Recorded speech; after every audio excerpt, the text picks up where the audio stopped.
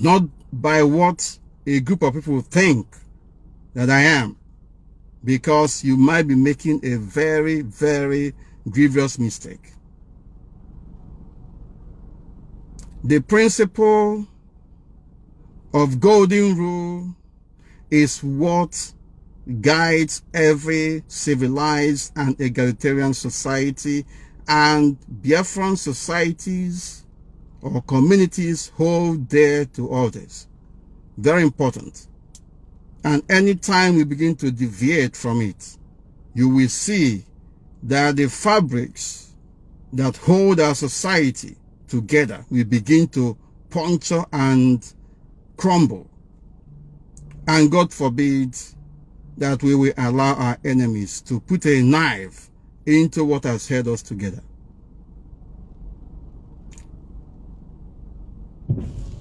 The heart of this restitution project must never be allowed to see corruption.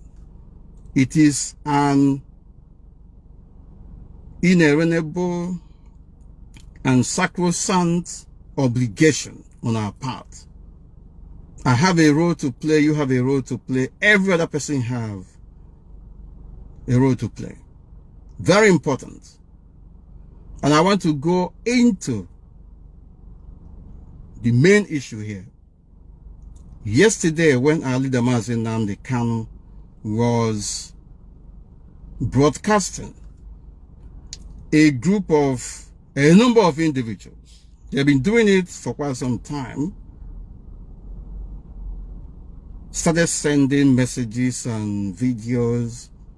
You're worshiping idol, you're worshiping European idol, you have to commit and focus and all that, all manner of nonsense. And I felt very much obliged, because I know that some of them are being sent to know what you are going to say.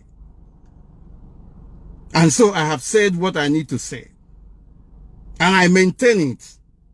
And you know what? There is something you can do about it.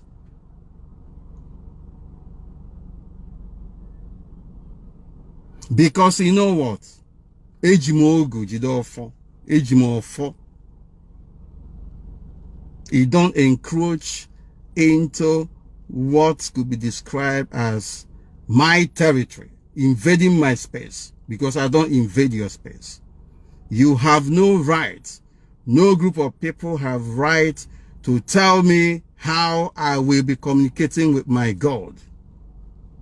And I don't have rights, on the other hand, to tell you how you'll be communicating with your God. Very important, very, very important. But a group of people have taken it upon themselves to be lording it over others. They feel that they have the right, divine right, to tell you anything they want to tell you, to dictate for you, and to enforce whatever they are telling you. In turn, you have no right of response. And I have warned, I have appealed to our people to understand the importance of the era in which we are and the need for us to focus. I don't care what you think. I don't care what you say, to be honest. Very, very important. I don't care what you think. But I am the same way we believe in saying the truth and saying it the way it is the same way I'm saying this. Biafra community, the Biafran population are made up of people from different divergent views and persuasions. And when it comes to religion, religious worship or religious inclination, we have atheists, we have Christians, we have Jewish, and we have other people. That a society grows, improves, and develops is that the inalienable principles and rights of man are respected and protected and guarded jealously. But when we begin to leave these principles, to begin to pursue a different ulterior motives or goals, then we will be seen to be deviating.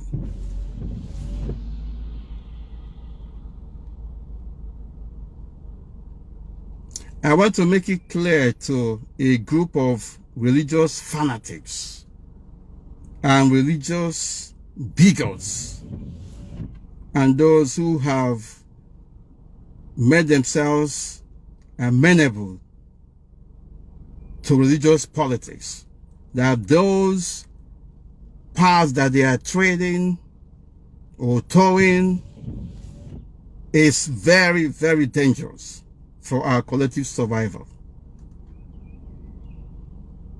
Because you cannot rightly identify that you have your right to do anything, but deny another person that right to do the same thing or something else that they want to do. For quite some time, like I said, a number of individuals have occupied our airwaves. They have occupied our media platforms. They are even gone as far as inboxing people on issue of religion and all that. We are not getting it right here. And I must say it without any equivocation and with every amount of conviction.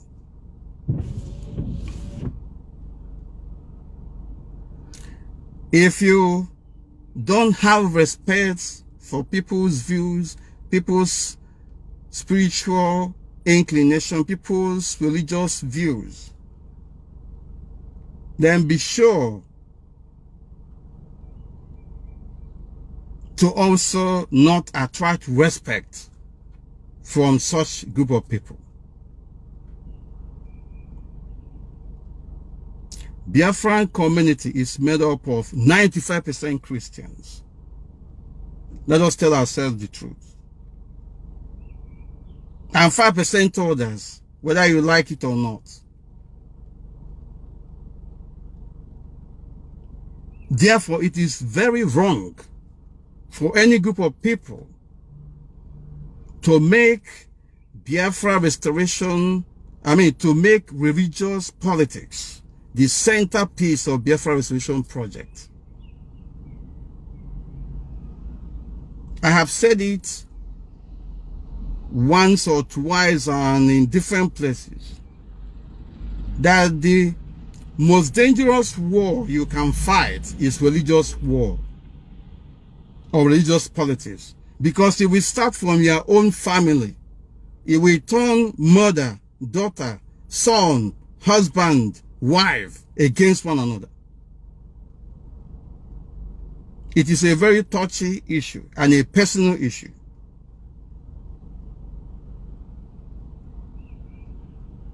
That's fine. There are people, a number of our religious leaders are doing anything they like. People must stand up to them. I have no issue with that. But when you begin to come personal and begin to castigate others, Christianity was brought not by our forefathers. Of course, we know that. But I grew up to see myself among the Christian community.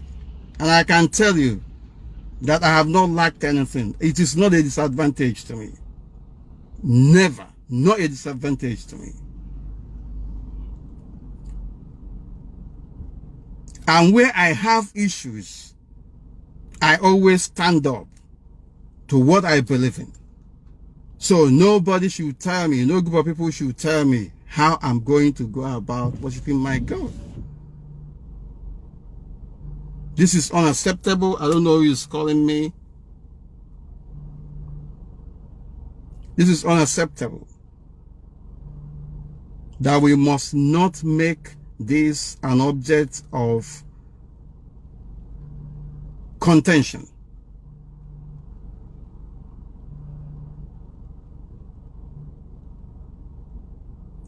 If you castigate my religious view, which of course I don't even espouse, if you castigate it, if you call me all manner of things, well, time shall come when I will begin to react.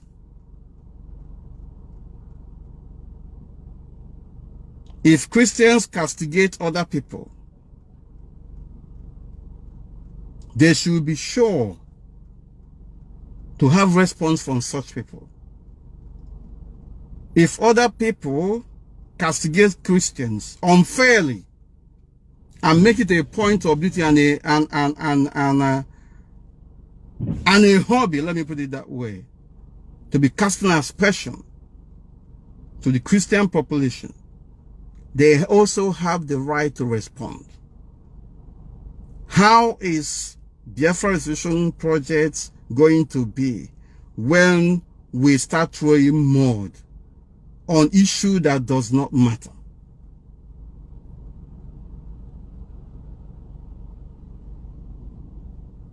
I know what is wrong with Christian religion. What is wrong with Christian religion is the mentality of people practicing that religion, not the religion itself. And therefore, it is important, very important, that I have heard messages from different quarters, from different people, that Christianity came from the Europeans and all that. I know it.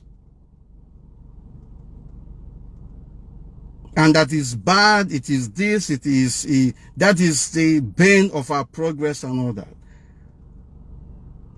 I have got it, I have got the information, I mulled over it, I made up my mind. I know where the disadvantages are, I know where the disadvantages, where the advantages are and where the disadvantages are. But there is no perfect religion, let me put it that way. It is a personal thing between you and your God. And if we turn it the other way around, how about our own traditional religion? And for all of us who throw away the New Testament of the Bible and said it is from the Europeans and all that, then who wrote the Old Testament? Is it my father or my mother? Who wrote the Old Testament?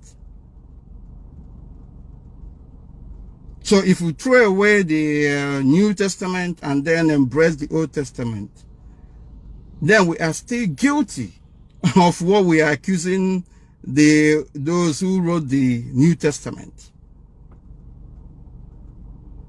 Because we have not found our roots, to be honest. My father did not write the Bible. My mother did not write the Bible. But the Bible is, I must tell you, the encyclopedia of life.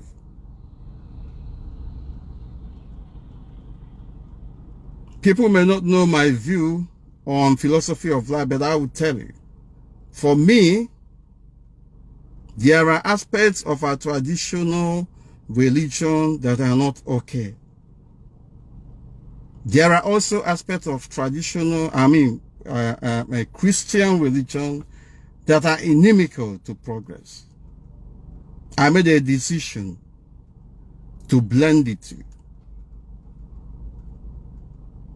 Otherwise, I must be the greatest hypocrite or hypocrite. A decision is then left for other people to make. I have made mine. It is left for you people to make your own. But once you use your own, once you leave your own path, your own track, and get into another person's track, you condemn me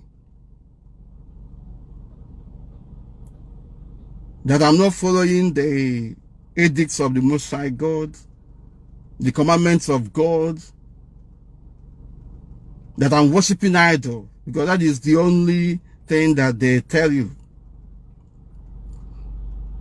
The question I'm asking is, idol worshiping is one of the commandments of God. There are about 10 of them.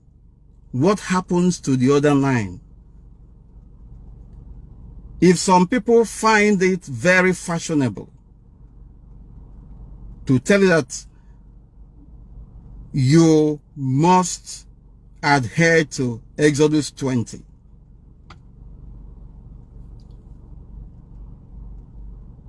if people find it fashionable to always quote for you the issue of idol worshiping, which is one of the 10 commandments of God, what happens to the other 9? What happens to them? Because the Most High God instructed that you must obey these commandments. Why are we picking and choosing? Because if you fail in one, you have failed in all of them. If you fail in one, you have failed in all of them. And nobody is perfect. No group of people is perfect. And we should know this. We know it. Why are we then making it an object of discussion and the centerpiece of the Biafra Restoration Project? Why?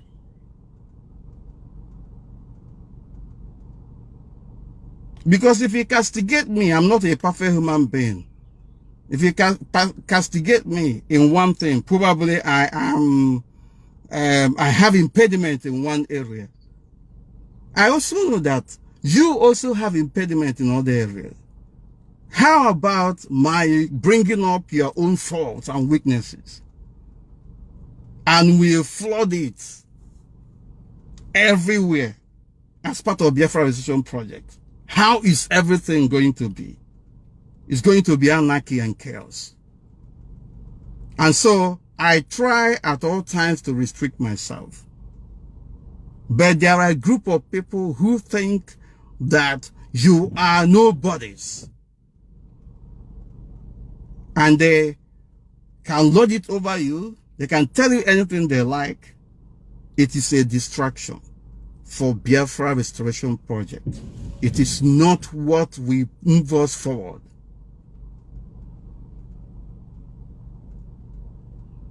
There are religious leaders who are keeping mute over the killings, the maiming of their members in that contraption called Nigeria. We call them out and tell them whom they are. I have been at the forefront as well of condemning these people. Recently, the Christian leaders were nowhere to be found when Boko Haram were massacring and beheading people. I made a conscious effort. I wrote the Catholic bishops of Nigeria. And I told them, if you don't do anything, at least protest, at least let the authorities know that you're not happy over what is happening. Then I will lead a protest, a campaign against you people. I tried it, I got response. They did what they did. But I still believe that it's not enough. So what is bad is bad. And we must all condemn what is bad.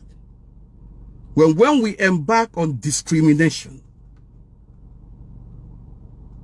when we embark on politics of religion, then that is the problem.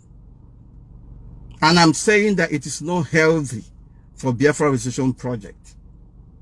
You may accept it, you may not accept it, but it is up to you people to continue.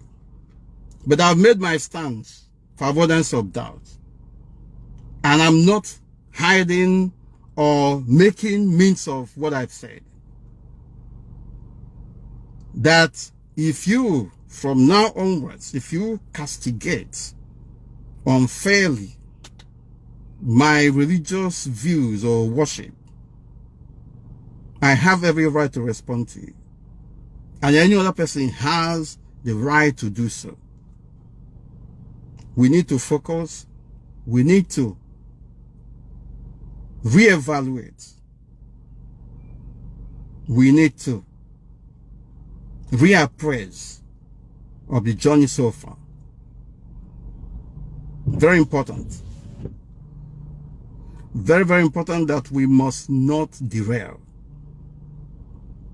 And for those who are quick in calling people saboteurs and all that, if you people are not saboteurs, how will you know that another person is? I have always said, let my record speak for me. But there are some dirty politics that people are playing. They will say, go and tell him this or tell them that, they will react. So that when they react, a number of them will say, this is, you're behaving like a child and all that. You're behaving like this and all that. I know about all these things.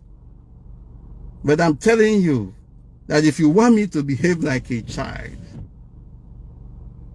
or if you don't want me to behave like a child, then don't do childish things. Don't do it, because if you tread on that path, it's not going to lead to a very palatable conclusion. We must refocus. We must tell ourselves the truth. We must condemn evil. We must condemn what is not right, whether it's religious, whether it's political, whether it's economical and all that. But there are areas you don't delve into. People's private rights of worship is a no-go area. It will be an issue if I am using or capitalizing on my religious inclination to victimize others. If I'm victimizing another person, I have made myself amenable, vulnerable to attacks and challenge. But if I don't do you anything and you go out of your way just to spite me, and you do it over and over and over and over, you think I will not say anything. Then I will say it. And I'm saying it. Let us advise ourselves. Biafra Restoration Project is based on the golden rule. If you know those things that you wouldn't like other people to do to you, don't do it to others. It is our collective responsibility to fight, to stand against religious bigotry and those who are embarking on religious politics to advance their cause. It is not right for us. It is not going to take us anywhere.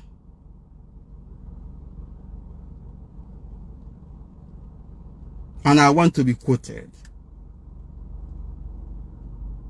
that I maintain my total commitment to the cause for Biafra restoration, and that I will stand against anything that is not right.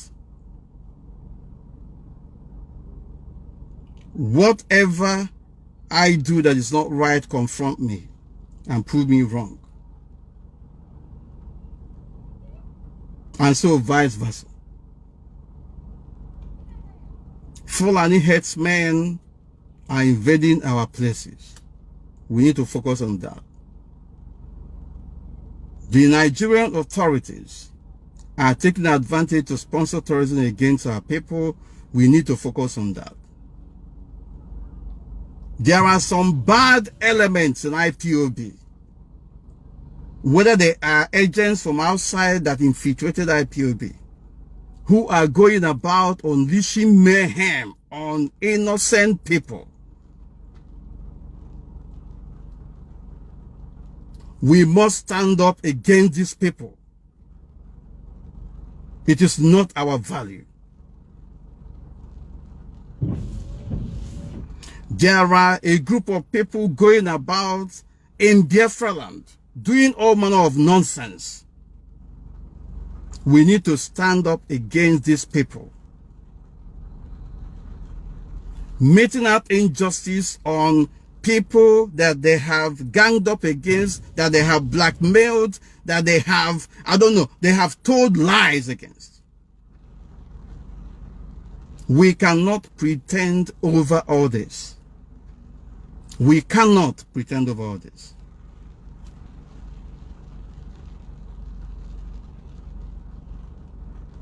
There are individuals who use their position to victimize others. It cannot continue. There are a group of them before they victimize you. They will gang up. They will tell non-existent stories. They will lie against individuals. And they will cover their tracks. We must stand against it. We must stand against these people because we took an oath to protect one another.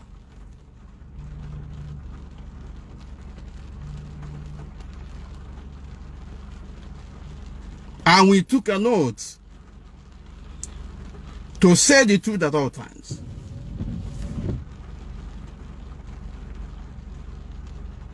There are individuals or groups in Biafra land especially. They are turning what we are doing upside down. They are beating up elderly people for whatever reason. They are framing up people for whatever reason. And they are getting away with it.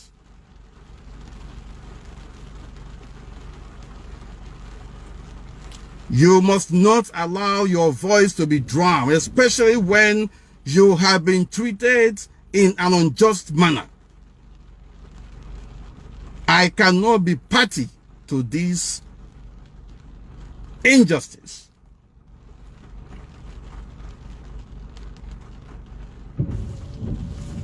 There are people who have made themselves untouchable. I am aware of this. I don't want to say much on this, but I'm going to talk if I'm pushed to. Every effort must be made for us to refocus. We cannot bring Nigerian mentality, Nigerian culture into Biafra. Otherwise, it would have been no need of us doing what we are doing. But what about people who have died because of this cause? We must tell ourselves the truth. The principle of command and control must be maintained. But there are people who have turned it upside down. Very, very important that we know what the issues are.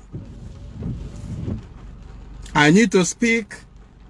I have not spoken. If you push me to speak, if I'm pushed to speak, I will speak. Let us advise ourselves accordingly. Very important. This Biafra is for all of us.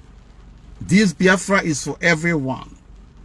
This Biafra is for our generations of Biafrans to come. The foundation we lay is what the next generation coming after us is going to, of course, embrace. Religious bigotry politics is not going to take us anywhere. Gang ups, framing people, telling lies against people in order to take advantage or score some undue political points or personal points must be frowned at. Very important. There is nothing that is further from the truth.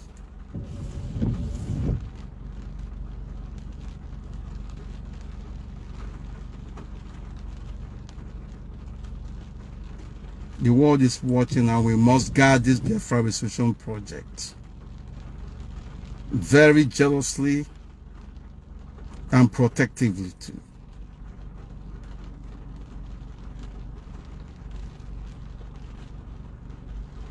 Thank you very much, and God bless you.